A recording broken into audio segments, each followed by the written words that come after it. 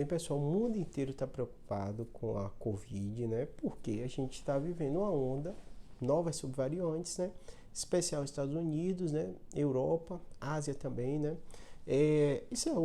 A infecção sempre aumentou desde que a Covid surgiu e teve alta nesse período de verão, né?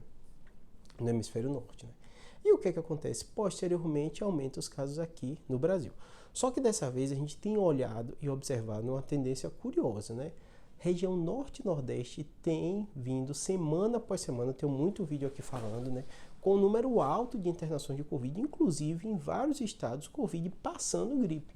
Cenário do Brasil, gripe, grande destaque de morte, né? Influenza, né? De morte, de internação, né? Morte, por exemplo, quase 40% é por gripe, por influenza, né?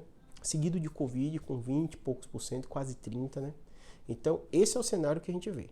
Quando a gente bota a lupa em algumas regiões, norte e nordeste, Covid em alta. Júlio, por que isso tem acontecido? Não tem uma explicação tão clara, né?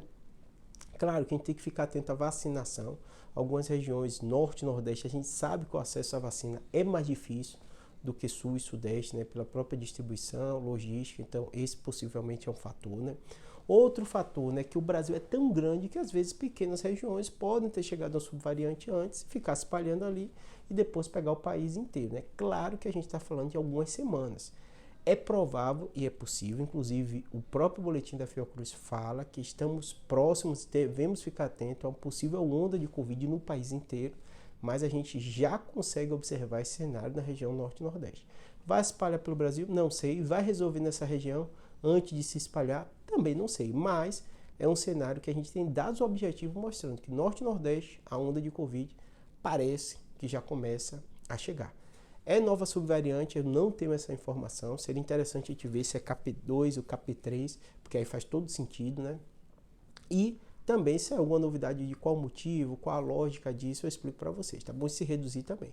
O que a gente pode fazer para se proteger, se estando lá na região norte e nordeste ou não, toma vacina contra a Covid. Por quê? Porque você vai estar mais protegido, dá uma nova dose, o corpo produz anticorpos, e se você pegar a Covid, dessas novas subvariantes, ela vai ser mais leve.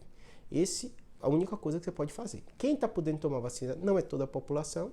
Um outro estado, como o Rio de Janeiro recente, até liberou para a população inteira, né? Estavam alguns lotes próximos de vencer a vacina, mas no geral tem sido só para grupo de risco, acima de 60 anos e a população pediátrica. Se você puder, vai lá se vacinar, tá bom? Espero que tenha ajudado.